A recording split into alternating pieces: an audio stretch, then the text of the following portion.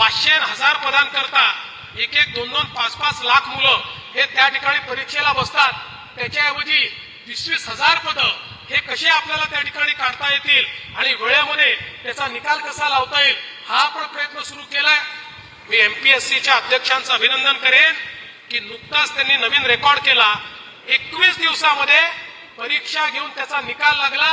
परीक्षेमध्ये कुठलाही गडबड नाही, कुठलाही गोंधळ नाही, कुठलाही त्या ठिकाणी पेपर लीक नाही आणि 21व्या दिवशी त्या ठिकाणी त्याचा निकाल लागलेला आहे.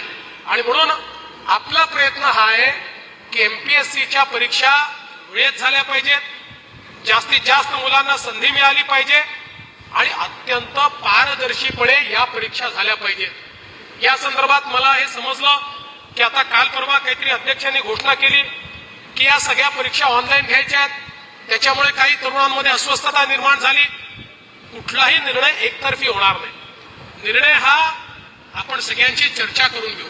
मी आज अध्यक्षांना विचारलं त्यावेळेस अध्यक्षांनी सांगितलं देशातल्या सगळ्या स्पर्धा परीक्षा या त्या ठिकाणी ऑनलाईन होत आहेत आणि आता पुढच्या वर्षीपासून नीटची परीक्षा देखील त्याच पद्धतीनं घेण्याचा निर्णय केंद्र सरकारने घेतलाय.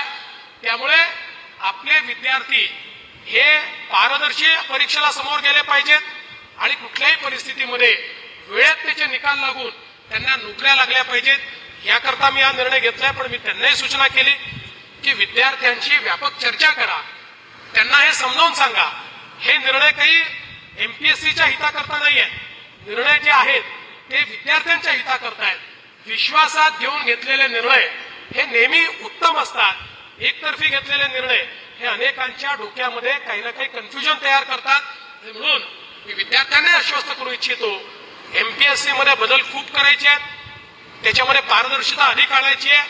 पण हे सगळं करत असताना विद्यार्थ्यांना केंद्रस्थानी मानून आणि विद्यार्थ्यांनाच त्या ठिकाणी विश्वासात घेऊन हे केलं जाईल.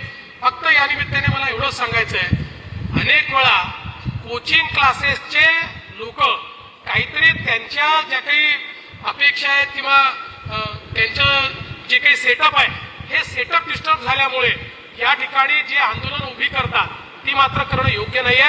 त्यांनाही माझं सांगणं आहे की तुमचं काम हे मुलांना प्रशिक्षित करणं आहे, मुलांना त्या ठिकाणी वापरणं हे तुमचं काम नाहीये. त्यामुळे अशा पद्धतीनं जर मुलांचा वापर कोणी करणार असेल तर ते देखील योग्य नाहीये. हा